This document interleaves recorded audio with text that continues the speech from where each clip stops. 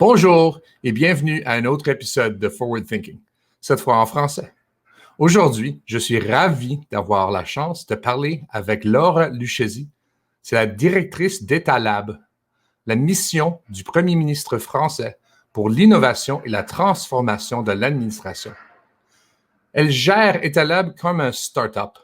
C'est placé au sein de la direction du numérique en France, où elle mène des projets radicalement innovants pour mettre des pratiques et des outils numériques au cœur de l'administration publique et faire entrer les services publics dans l'ère des stratégies ouvertes et pilotées par les données.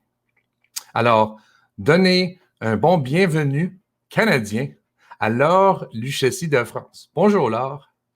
Bonjour Alistair et bonjour à tout le monde qui nous regarde. Est-ce que j'ai fait des erreurs dans l'introduction ou Non, c'est parfait. C'est en fait approximativement ça? Je pourrais préciser un petit peu certaines des missions, mais globalement, c'est ça. Etalab, on fête cette année nos 10 ans d'existence. Donc, ça a été créé en 2011. Et le tout début de la mission, c'était l'open data, donc ouvrir et partager les données publiques qui sont produites par les systèmes d'information de l'État et qui peuvent être diffusées à tout le monde. Et petit à petit, on a étendu nos missions pour aller vraiment vers la data-driven government, donc une administration fondée sur les données pour la transparence, de l'efficacité, aussi de stimuler de la création de valeur économique et de l'innovation. Et puis, c'est aussi le partage de données entre administrations, faire en sorte que les services publics ils soient plus efficaces et même les démarches des usagers ils soient facilitées parce que les administrations, elles se passent les données entre elles au lieu de les redemander à l'usager. C'est le once only principle. Dites-le nous une fois on dit, et puis après, hop. Et ça va même vers dites-le nous 0 fois, où maintenant, grâce à l'analytics des données, on peut même anticiper les droits des usagers et faire en sorte qu'on leur attribue plus ou moins automatiquement des droits. Donc ça, c'est vraiment un autre axe d'amélioration du service public. Et puis, bien sûr, toute la partie intelligence artificielle, data science pour mieux piloter, prendre des meilleures décisions. C'est vraiment data-driven transformation du service public. Et il y a aussi, bien sûr, tout le volet service public numérique, donc innovation, méthode agile, concevoir des nouveaux services qui soient nativement numériques et toutes les questions que ça pose, bien sûr. Donc, ça, c'est toute une gamme de responsabilités. Et il semble que ça a commencé avec les données. Et en fait, c'est ça qu'on voit dans plusieurs administrations parmi le monde, c'est que ça commence avec une demande de transparence qui nous donne une cueillette de données de différents départements qui forment la fondation. Est-ce que tu penses que c'est commun d'avoir comme l'innovation commence avec la collection des données? C'est assez courant, je pense. L'innovation, bien sûr, dans le secteur public, elle n'est pas seulement numérique. Il y a plein d'innovations qui sont plus dans la méthode, dans le métier lui-même. Mais dans le champ numérique, il y a vraiment très vite, effectivement, une question de données. Ce qui est intéressant, c'est que, comme je le disais tout à l'heure, c'est vraiment ça. Nous, on est partis, ça a été un peu le point de départ. C'était transparency, c'était vraiment dire on prend les données des systèmes d'information et on les rend accessibles à tout le monde pour pouvoir piloter, mieux faire la lumière sur l'action de l'État et renforcer l'accountability. C'était beaucoup ça. Et moi, j'aime bien dire en France, pour vous donner un peu de localisme, on a la Déclaration des droits de l'homme et du citoyen de 1789 qui dit les citoyens sont en droit de demander compte à tout agent public de son administration. C'est l'article 15 de la Déclaration des droits de l'homme. Et donc, c'est un citoyen, il peut demander à l'administration d'être accountable sur son redevable, rendre compte sur son action. Et grâce à la donnée, aujourd'hui, on a vraiment la possibilité de faire un shift grâce à la révolution numérique et de dire l'administration, elle peut proactivement rendre compte et mettre à disposition des citoyens des données pour qu'on puisse regarder les décisions qu'elle a prises, les services qu'elle a fait avec, Et donc, c'est vraiment un changement assez radical qu'apporte la révolution numérique, même si le principe, il est très, très vieux dans l'histoire française. Donc voilà, ce point de départ des données, il est très important et ça permet effectivement, d'avoir des services qui sont faits à l'extérieur de l'administration qui viennent prolonger ce que va faire l'État. Donc, c'est des startups qui font d'autres services ou des associations, des entreprises. C'est vraiment une façon d'amplifier. Je peux donner des exemples. Par exemple, dans la base de données de l'État, on a des données sur les points d'accessibilité, les endroits où on peut passer sur les trottoirs pour les personnes en situation de handicap. C'est vraiment des données qui existent, mais aujourd'hui, on a, et ça c'est fait à l'extérieur, des gens qui sont capables de faire des itinéraires, calcul d'itinéraires pour des personnes en situation de handicap. Et ça, c'est pas l'État qui a fait ce calculateur-là d'itinéraire, mais s'il n'y avait pas les données de départ du système d'information public, on n'aurait pas forcément pu faire ces innovations-là. Aujourd'hui, aussi avec les données de Covid, on voit bien, il y a plein de données qui sont partagées par l'État et sur lesquelles, en fait, on fait des services pour prendre rendez-vous, pour la vaccination, pour suivre, avoir des alertes, etc. Donc, cette mise à disposition de données, elle est super importante. Il me semble que on parle toujours de la frontière entre les services publics et les services privés. Et on se demande, est-ce que le gouvernement devrait livrer la bande passante, par exemple, ou bien construire des rues?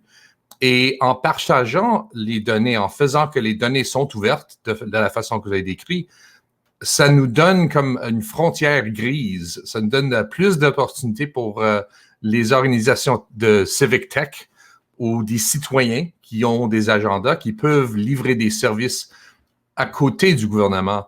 Mais du moment que le service devient quelque chose dont les gens ont besoin à l'échelle, est-ce que le gouvernement, dans votre rôle, est-ce que comme innovateur, vous le regardez, vous dites, bon, ceci, c'est une initiative que nous allons accélérer, ou bien est-ce que vous êtes heureux que les groupes civiques le font et vous les aidez?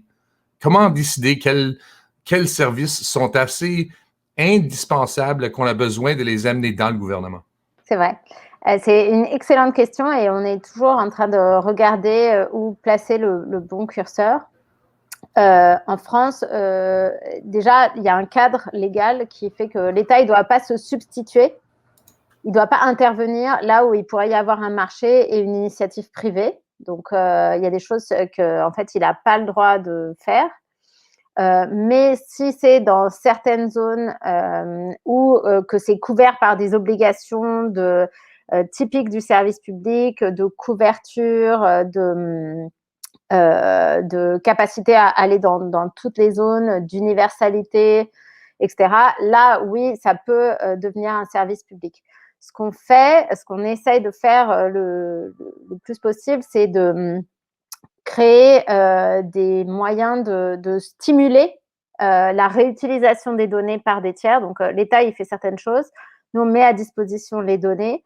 Et si effectivement, on voit que ça a un potentiel de développement, on essaye de faciliter le développement de ces initiatives privées en les mettant en contact avec des bonnes administrations, en leur donnant les moyens de prospérer et de se développer. Et effectivement, il y a c'est tout le secteur des civic tech et de GovTech. Dans certains cas, effectivement, on peut s'interroger sur est-ce que ça doit devenir une initiative vraiment portée et complètement intégrée au service public. Aujourd'hui, je n'ai pas connaissance d'initiatives qui soient devenues complètement publiques comme ça. Mais c'est vrai que là, il y a des questions qui se posent typiquement en ce moment avec la crise sanitaire. Il y a des exemples qui sont un peu dans la zone grise. Mais en tout cas, on agit. Enfin, nous, on a toujours choisi de surtout mettre à disposition les données et de stimuler et pas de se substituer à ce que le secteur privé peut faire. Alors, vous avez dit que vous avez déjà, depuis plusieurs années, les lois qui disent que les citoyens peuvent demander du gouvernement des données sur eux-mêmes. Et c'est un thème à laquelle nous revenons souvent dans les conversations à Forward 50, que personne ne devrait en savoir plus sur vous que vous en soyez, que vous en savez. C'est-à-dire, si vous avez déjà des lois en place pour ceci, ça devrait être plus facile de convaincre des personnes que le gouvernement doit innover. Parce que l'innovation, en fait, ça consiste de faire quelque chose de différent. Mais les gouvernements ont tendance à vouloir à garder les processus et les systèmes qui sont en place. Alors, comment faites-vous pour perturber les systèmes et la culture qui résistent un peu le changement pour innover quand c'est votre rôle? C'est vraiment le challenge vraiment important aussi. Là, on aborde plein de thèmes. L'innovation dans le secteur public. D'un côté, il faut être vraiment l'aiguillon et créer des zones. Nous, parfois, entre nous, on appelle ça zones démilitarisées. C'est vraiment des zones d'autonomie où on a cet espace en tant qu'agent public pour innover, pour prendre des initiatives et aussi un peu désobéir. Parce que dans l'administration, et c'est aussi important, et c'est là pour des bonnes raisons, il y a beaucoup de normes, de codes, de procédures, de contrôles, et encore une fois, c'est pour des bonnes raisons. C'est aussi un gage de stabilité, de continuité, de chaos, quoi. Mais il faut trouver la bonne zone. Donc nous, ce qu'on a créé comme méthode, c'est encore une fois de créer dans chaque ministère de plus en plus. Au début, on l'a fait en transverse, en interministériel. On a créé comme ça différents programmes. Il y a un programme qui s'appelle Entrepreneurs d'intérêt général et un programme qui s'appelle beta.gouv.fr. Je pourrais vous envoyer les liens qui sont dédiés comme ça à stimuler l'innovation publique. Et donc, au début, on a fait ça en transverse. Et puis, petit à petit, ça a commencé aussi à se bureaucratiser parce qu'on devenait de plus en plus gros. Et donc, on a dit, dans chaque ministère, maintenant, on va créer des incubateurs de services numériques, des zones où on va pouvoir stimuler l'innovation et permettre en fait à des agents publics de proposer des choses nouvelles et de pas juste attendre d'avoir un chef qui demande quelque chose. Combien de ministères vous avez? Aujourd'hui, on a une vingtaine, entre 15 et 20 ministères en France. Ouais. Alors, chacun a son propre groupe d'innovation? Oui. Il y a 5 millions d'agents publics et donc c'est quand même beaucoup. Et donc, dans chaque ministère, il y a maintenant presque tous les ministères, il en manque encore 2 ou 3, mais on a comme ça des incubateurs qui sont ces zones où il y a une communauté de makers et de gens qui vont pouvoir aussi bénéficier de l'appui d'un réseau et d'une communauté pour partager des bonnes pratiques. Et quand ils arrivent, ils ont déjà aussi des outils, tout un dispositif d'onboarding et ils peuvent vraiment partager de l'expérience et savoir ce qu'ils peuvent faire ou pas faire. Donc ça, c'est beaucoup des gens qui sont pas fonctionnaires et qui viennent de l'extérieur pour venir travailler auprès des administrations. Mais c'est vraiment un dispositif qui marche bien. Et après, une fois qu'on a des débuts de services, notamment de services numériques, après, on a d'autres types de programmes qui permettent de développer et de passer à l'échelle, d'accélérer des services qui sont amenés à avoir vraiment de l'impact. C'est un peu l'objectif de Fail Fast. S'il y a des choses qui ne marchent pas parce que le service n'a pas trouvé son public et n'a pas l'attraction, ne crée pas d'impact ou n'a pas les bonnes conditions pour se développer, on décide que nous, en tout cas, on arrête. Et donc, on est assez radicaux dans les méthodes, mais ça marche vraiment. Mais quand vous dites fail fast, ça, c'est quelque chose que les servants publics n'aiment pas entendre les politiciens. C'est vrai. Alors, comment est-ce que vous... moi, je suis vraiment amateur du modèle Lean Startup, en fait. Et on a beaucoup de choses dans la religion de Lean Startup, comme le Minimum Viable Product, ou bien les différents systèmes de croissance, la viralité, stickiness, etc. Mais beaucoup de ces modèles ne sont pas la même quand on les amène dans le monde du service public. C'est-à-dire, si je suis de l'industrie, je vais poursuivre un marché alléchante où on a beaucoup de besoins en commun, mais c'est le mass market. C'est vrai. Mais dans les services publics, c'est les marges qui ont besoin de l'attention des innovateurs. Alors, comment est-ce que vous appliquez ou transformez des modèles start-up dans un service public? Et c'est vrai qu'on a beaucoup réfléchi à ces questions-là parce que il y a des choses qui viennent des startups et de l'agile qui sont vraiment intéressants et qui sont totalement réplicables dans le service public. Mais il y en a d'autres pas du tout. Et la comparaison, elle s'arrête là et on ne peut pas choisir ses clients dans le secteur public et dire bah nous, on va juste adresser ce marché parce qu'il est plus rentable et pas les autres. On a justement des obligations de service public, d'égalité de traitement.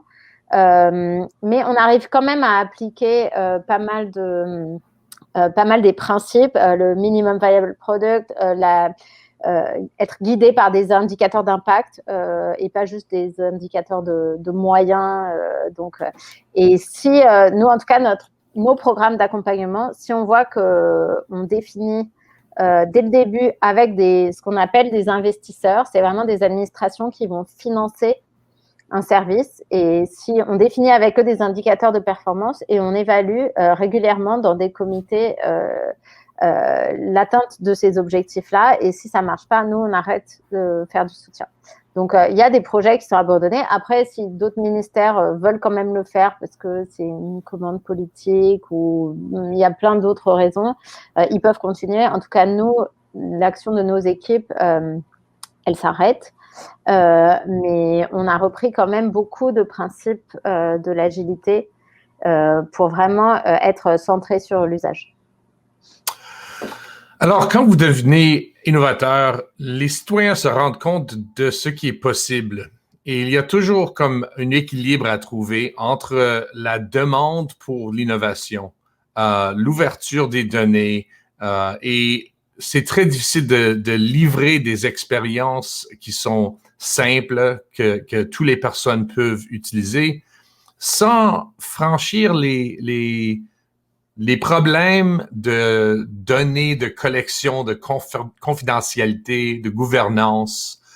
Comment est-ce que vous voyez la ligne entre ce que les citoyens pensent sont des choses privées qui sont à eux, que personne ne doit à partager, et la demande que les applications deviennent plus anticipantes, qu'ils peuvent prévenir de quoi vous avez besoin? Parce que si j'arrive sur un site web et ça me dit « Bonjour Alistair, je vois que vous avez eu une crise cardiaque et ça vous manque de la fric dans la banque », là, je suis un peu effrayé de mon gouvernement.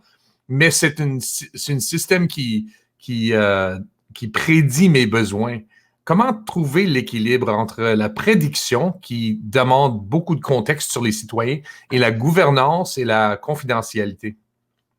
Alors, en France, on est quand même assez en avance et on a abordé pas mal de ces questions d'un point de vue juridique. Donc, on a vraiment un cadre qui est quand même assez avancé. Par exemple, donc bien sûr, on a le RGPD. Déjà, c'est déjà un pan très important qui fixe un certain nombre de principes. Si on prend par exemple la question des algorithmes et de la prédiction, donc plus ça va, plus on a effectivement des décisions qui utilisent des données dans la sphère publique. Et en France, on a fait vraiment des choses intéressantes. En 2016, on a fait la loi pour une république numérique, Digital Bill et Digital Republic Bill, qui a été, déjà, on a préparé la loi avec une grande consultation publique. Pendant plusieurs mois, on a fait une consultation citoyenne, d'abord avec des groupes en physique, après en ligne. Pendant plusieurs mois, on a interpellé les usagers, les citoyens sur le contenu de la loi et les principes qui devaient figurer. Et ils ont mis des éléments. Et par exemple, il y a des choses qui sont apparues sur le fait que si on utilise un algorithme dans un service public, il faut être capable de dire quelles sont les règles qui s'appliquent de façon générale. Et en plus, pour un cas individuel, il faut être capable, à la demande, de dire exactement comment l'algorithme a fonctionné pour une décision individuelle qui impacte un individu. Donc ça, c'est des principes qui sont quand même assez avancés. Et aujourd'hui, même dans les évolutions qu'on envisage, par exemple, quand je parlais de l'administration proactive qui va attribuer des droits, et même dans les principes de fourniture d'identité dans les services numériques, déjà, on doit informer l'utilisateur de toutes les données qui sont échangées entre les administrations. Donc, il faut que l'administration ait le droit d'accéder à ces données, mais en plus, elle dit, voilà, pour faire cette démarche, on va aller chercher telle et telle donnée ailleurs. Donc, on a toujours une transparence. Et ça, c'est en face du citoyen au moment de faire la demande? Oui, Oh, wow. quand il remplit la demande. Et là, justement, on réfléchit à comment même encore améliorer l'expérience utilisateur avec vraiment des sujets très concrets de design autour de ces questions-là. Est-ce que vous avez mis en place les règles pour les designers ou les frameworks qu'ils doivent poursuivre? Parce que si chaque département a créé ceci de rien, là, faire ça de scratch, c'est difficile, mais s'ils utilisent, disons, un API ou un framework qui amène déjà les systèmes de notification d'où viennent les données, c'est plus facile. Alors, est-ce que vous avez eu besoin de changer les frameworks? Alors, on fournit des choses dans les services. Donc, nous, c'est pour ça qu'on a un rôle où on travaille avec tous les ministères et on fait des ateliers pour essayer que, by design, en fait, les nouveaux services, ils intègrent ces principes de ouvert par défaut pour les données, pour le code source, que ce soit explicable by design. Donc, on essaye au maximum, dès la conception même des algorithmes, de faire en sorte que ça soit travaillé dès le début. Et quand on a des bons principes, effectivement, d'ergonomie ou d'utilisation, on les partage, on les fait circuler entre ministères. Et après, il y a des services qui sont vraiment des passerelles. Par exemple, quand on se connecte à un service public et qu'on va utiliser l'identité d'un autre fournisseur d'identité, là, en fait, ça se fait automatiquement. Donc, c'est une fois pour toutes, on dit, voilà, vous allez faire ça et voilà les données qu'on va aller chercher pour pouvoir vous authentifier chez tel fournisseur. Bon, c'est très intéressant. Si vous mettez, en fait, la transparence est dans les bases de données et dans les fonctions, et là, ça se fait elle-même, et c'est pas une décision de la personne qui crée le logiciel d'être ouvert, c'est que les services sur lesquels il ou elle construit la technologie sont déjà transparentes. On essaye de le penser le plus possible by design dès le début. Alors, ça, c'est quelque chose. Au Canada, où nous avons essayé pour plusieurs années d'avoir même un système d'identité numérique ou bien des systèmes de données ouvertes. Et on a eu quelques succès. Et je sais que plusieurs autres pays sont dans la même situation. La France, c'est un système de droit civil, c'est-à-dire vous mettez davantage l'accent sur les lois telles qu'ils figurent dans divers codes que sur la jurisprudence ou l'histoire ou la précédence. Et il semble que les systèmes de loi basés sur la précédence sont ancrés dans le passé, mais les systèmes de loi civiles, où on met davantage l'accent sur les lois elles-mêmes, peuvent changer plus vite. Pensez-vous que c'est quelque chose qui vous a donné des outils pour accélérer la transformation numérique comparé aux pays qui se lient plutôt sur la jurisprudence et l'histoire du droit? Alors, je ne suis pas juriste, donc c'est une question un peu pointue, mais je suis sûre qu'il y a des gens dans mon équipe qui adoreraient participer sur ces questions. Mais effectivement, c'est un peu plus immobile, ça prend beaucoup plus de temps, effectivement, de voter une loi et de ensuite la faire évoluer. Donc, je pense que c'est pour ça que là, on voit que les choses s'accélèrent, donc on essaie d'anticiper au maximum. Après, ce que je peux dire aussi, c'est que nous, on dit souvent, on reprend le principe de Lawrence Lessig de Code is Law, mais on l'interprète un peu. Là aussi, ça peut aller très loin dans l'interprétation de ce qu'il a voulu dire avec ça, mais nous, on dit souvent que, en fait, dans le numérique, il ne faut pas attendre que les choses soient dans la loi et après on les code. En fait, c'est l'inverse qui se passe de plus en plus. C'est-à-dire, et c'est ça qui est très dur pour les décideurs politiques et même les fonctionnaires à comprendre, c'est que maintenant, un développeur, quand il code un programme, il fait de la loi. C'est-à-dire, il fait il crée vraiment du droit juridique, quoi. Parce que souvent dans la loi telle qu'on l'a en France, pas la common law, mais la loi civile, civique, Il y a des zones, c'est de l'interprétation. Il y a les grandes règles et puis après, on a de l'interprétation. Donc, il y a souvent un peu justement de jurisprudence pour interpréter. Mais si on demande à quelqu'un de faire un programme, il peut pas, c'est 0 ou 1 et il peut pas, il est obligé de coder quelque chose dans le dur pour faire fonctionner le programme. On a eu le cas, on a fait un rapport que je pourrais partager avec vous sur le programme d'accès à l'éducation, Parcoursup et APB, c'était le précédent système. C'était le système pour proposer des orientations dans l'éducation supérieure aux étudiants. Et en fait, on s'est aperçu que voilà, quand on code, les personnes qui avaient codé le programme, ils avaient créé vraiment du droit parce qu'ils devaient mettre une règle. Et ça, c'est vraiment important et c'est encore, je trouve, pas assez compris qu'avec le numérique, en fait, il y a des choses où on est obligé, il n'y a pas de zone d'interprétation, il faut déjà coder les règles. Non, c'était mon prochaine question, c'est que si les décideurs politiques sont assez technologiques ou confortables avec les modèles numériques, parce que c'est vrai, quand je dis à ma petite fille, va te baigner, quand elle était jeune, si je disais, va te baigner, mets-toi dans ton lit, elle serait dans son lit, mais mouillée, parce que je l'ai pas dit, sèche-toi après le bain, là. Et en fait, quand on fait des lois, si on ne décrit pas avec grande précision les détails du loi, on oublie des choses qui forcent les développeurs de créer. La développeur crée la loi au moment qu'elle code le logiciel.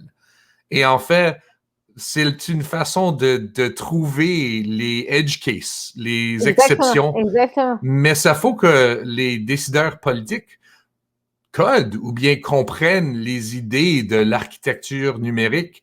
Est-ce qu'on peut les enseigner? Comment est-ce que vous avez fait pour les amener dans le monde numérique? Nous, on fait justement ce travail de pédagogie le plus possible, mais c'est vrai que on comprend que pour un directeur de l'enseignement supérieur ou de la santé ou des finances qui est dans les chiffres ou ses préoccupations, il est vraiment très, très, très, très loin de ces questions. Donc, nous, on fait vraiment le plus possible ce travail de pédagogie. On essaye de faire des séminaires où on amène justement des experts du numérique sur ces questions-là. Typiquement, ce que je disais, ce principe, moi, on a écrit ça sur Code is Law et l'impact de coder le programme dans les systèmes d'accès à l'enseignement supérieur. C'est un ministre qui m'a demandé une mission spéciale sur l'ouverture du code source et les implications de tout ça. Donc, on a quand même quelques ministres et quelques sponsors politiques qui, à un moment, sont réceptifs à ces questions et nous aident à les partager. Mais c'est vrai qu'il y a encore beaucoup, beaucoup, beaucoup de travail. En France, ce qui est quand même intéressant, c'est que depuis un mois, on a un Chief Data Officer, administrateur ministériel des données, des algorithmes et des codes sources qui est nommé dans chaque ministère. Donc là, on est en train de faire justement sa job description et sa feuille de route. Mais il va devoir lui-même, dans son ministère, sensibiliser les directeurs à ces questions-là et il sera évalué aussi sur le portage ce sera dans sa fiche de poste et il y aura des indicateurs sur justement la pédagogie qui va être faite sur ces questions. Oh wow, impressionnant. J'ai une question un peu étrange et je vais le dire en anglais parce que c'est une histoire que je ne pense pas que je vais vous expliquer bien en français. So I was at a conference with the Minister for the European Union for Data Privacy. And he said to me, Alistair, do you know why the French banned sending a photograph when you did a traffic violation? And I said, what do you mean? And he said, well, we used to, when you were caught speeding, take a photograph with the camera and send it to the person's house. And we don't do that anymore. And I said, why? And he said, because the people in a couple, you can overlook the smudge of lipstick or the smell of perfume, but you can't overlook a photograph of your spouse with the person they're having an affair with. That's bad for harmony. Bien sûr, bien sûr. And I said, really? He said, yes, French law and French society lives in the gray areas, in the ambiguity of law. Oui. Alors, je pense que je l'ai expliqué, vous comprenez la question. Désolé, mon français n'est pas parfait pour bien exprimer les sentiments précis, mais en fait, est-ce que les données et les logiciels enlèvent la marge grise, le demilitarized zone de la société? Comment est-ce que vous pensez que ça va changer les affaires du moment que les lois sont précises parce que les logiciels forcent la précision? On a de plus en plus d'informations effectivement sur les individus avec ces croisements de données. Donc c'est sûr que nous, en effet, en France, on aime bien rester dans l'ambiguïté. Souvent, on dit on ne sort de l'ambiguïté qu'à son détriment. Ça veut dire si tu explicites et si on sort de la zone grise, on finit par perdre. Donc c'est vrai qu'on aime bien cette zone-là et effectivement, plus on rentre dans une zone où tout est, on devient une data nous-mêmes, ça va forcément aller dans ce sens-là. Mais heureusement, il y a encore je pense que c'est ce que je voulais dire aussi tout à l'heure sur la loi pour une république numérique, la concertation collective et l'open government, la participation, l'inclusion des citoyens à la décision publique et à la façon dont il faut bâtir le futur de l'action publique. Plus c'est débattu collectivement et plus on arrivera à définir ensemble les safeguards, les frontières à mettre pour que justement on ait quelque chose d'acceptable. Donc, plus on va vers un data-driven government, plus il est important que on ait vraiment un gouvernement qui soit innovant, mais aussi inclusif et concerté, une action publique dans laquelle les citoyens se sentent représentés et participent à cette décision-là. Il semble vraiment que c'est une renégociation du contrat entre les citoyens et leur gouvernement dans un monde numérique, en fait. Oui, exactement. Bon, quelques questions et on a seulement quelques minutes. J'adore cette phrase « On ne sort de l'ambiguïté qu'à son détriment ». Je l'ai écrit. Alors, j'ai 3 petites questions sur les données ouvertes. Premièrement, l'ouverture des données semble faire partie d'un ensemble beaucoup plus vaste qui comprend non seulement les données ouvertes, mais le droit de réparer son ordinateur, le open source, les services ouverts, les interfaces ouvertes, les contrats de données entre 2 organismes, etc. Est-ce qu'il faut que les gouvernements embrassent toute la gamme, tout l'ensemble de ces améliorations, de ces approches numériques? Ou bien est-ce qu'on peut réaliser des grandes choses si on adapte, disons, seulement le open source ou les données ouvertes et seulement un morceau de ceci? Je pense que effectivement, la transformation numérique, elle est importante et il y a plein de facettes différentes. Mais si on essaye de faire tout en même temps, on n'y arrivera pas. Par exemple, sur juste le volet Open Data, dans la loi pour une république numérique, on a mis Open by Default comme principe. Là aussi, la France est très avancée. Mais aujourd'hui, les administrations, elles nous disent, mais vous nous dites de tout ouvrir, mais si on commence, par quoi on commence? Est-ce qu'il ne faut pas commencer par une chose? Donc, ce que je veux juste dire, c'est le mieux est l'ennemi du bien. Et c'est sûr qu'en commençant par certains aspects, on peut déjà arriver à beaucoup de choses. Rien que Open Data, publier des données qui ont un gros impact économique, c'est déjà une grosse source d'amélioration. Nous, on a des exemples d'amélioration importante de services qui ont été amenés juste avec quelques bases de données qui ont été ouvertes. Donc, il ne faut pas espérer faire tout d'un coup. Il faut vraiment s'appuyer aussi. Là, on a beaucoup discuté chez nous de est-ce qu'il faut tout imposer dans la loi et contraindre ou est-ce qu'il faut s'appuyer là où il y a des zones de volontarisme et ceux qui ont envie de faire. Et on est plutôt sur une approche, enfin en tout cas, on a stimulé aussi les endroits où il y avait des initiatives, des facilités open source. On a dans la loi les principes que le logiciel libre doit être privilégié, mais c'est pas toujours facile pour un ministère et ça sert à rien de forcer si derrière il n'y a pas les ressources. Ce qui fait l'intérêt de l'open source, c'est aussi la communauté, la capacité à contribuer, de travailler sur des communs. Et si un ministère n'a pas ça, mieux vaut qu'il prenne une solution propriétaire.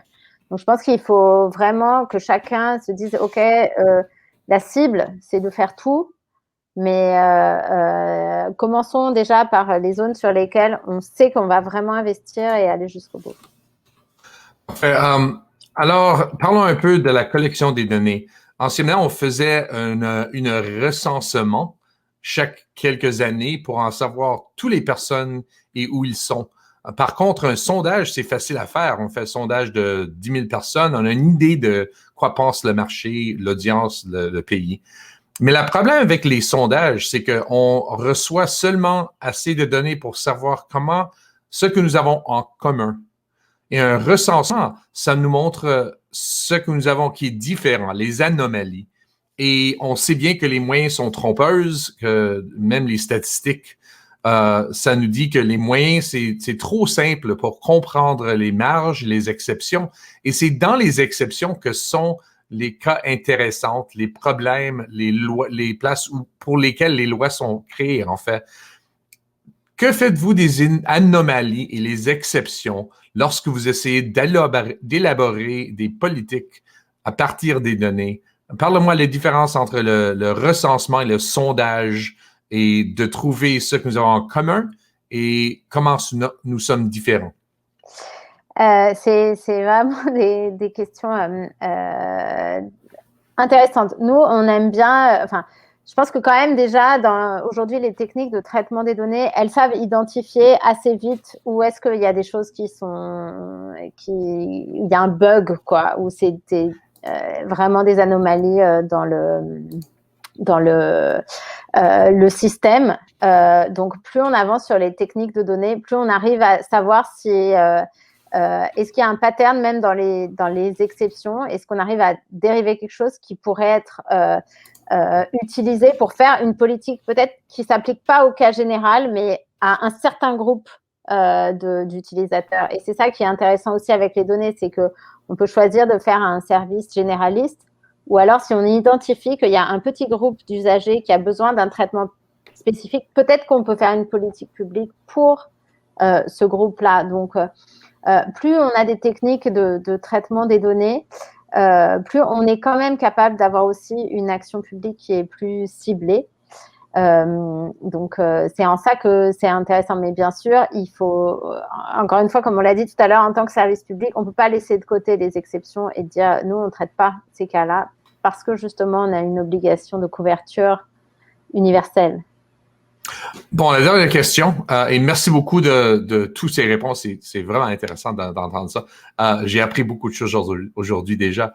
La dernière question, quelles sont les choses que vous ne voulez pas deviennent numériques dans le rôle du gouvernement dans la vie des citoyens?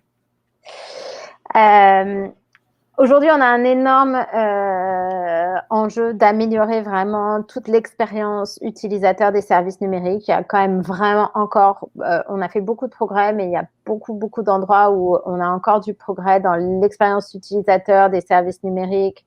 On a des trucs qui sont aberrants ou encore une fois, je disais once only principle, plein de choses comme ça. Mais il y a aussi beaucoup de gens qui sont encore pas du tout éligibles en capacité de traiter avec des services numériques. Et c'est un énorme sujet, en fait. Il ne faut pas juste dire... Il y a des choses très pointues à faire avec le numérique, mais il ne faut pas oublier qu'il y a beaucoup d'usagers qui sont... Ce sujet de l'inclusion numérique, il est important. Et en France, par exemple, on a créé des médiateurs pour justement aider ce public-là. On l'a vu, par exemple, là, encore même dans l'épidémie, prendre rendez-vous pour se faire vacciner. Les gens étaient complètement perdus. Donc, il y a un énorme travail sur... Alors, c'est comme des ambassadeurs pour aider les personnes à se brancher à la numérique? Vraiment de la médiation.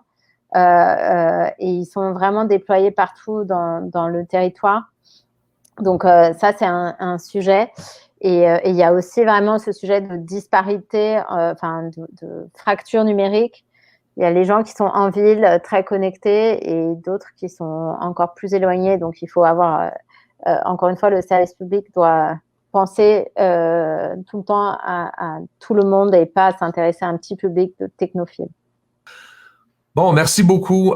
C'était fascinant, très intéressant de comprendre. Je sais que vous avez une journée pas mal pleine, alors merci beaucoup d'avoir partagé quelques minutes avec nous et on se reverra à Forward 50 cette année. Pour l'été en France, est-ce que ça commence à ouvrir? L'été, la pandémie, ça commence à rouvrir? Ça commence à ouvrir. Là, on a 25 millions de personnes qui ont été vaccinées. Et les terrasses, petit à petit, là, on déconfine. Donc, on sort petit à petit du lockdown. Et surtout, le soleil brille. Et jusqu'à il y a quelques jours, c'était encore froid. Et donc, ça y est, là, on est très contents. Enfin, alors, bon été et on se revoit bientôt et merci beaucoup. Merci.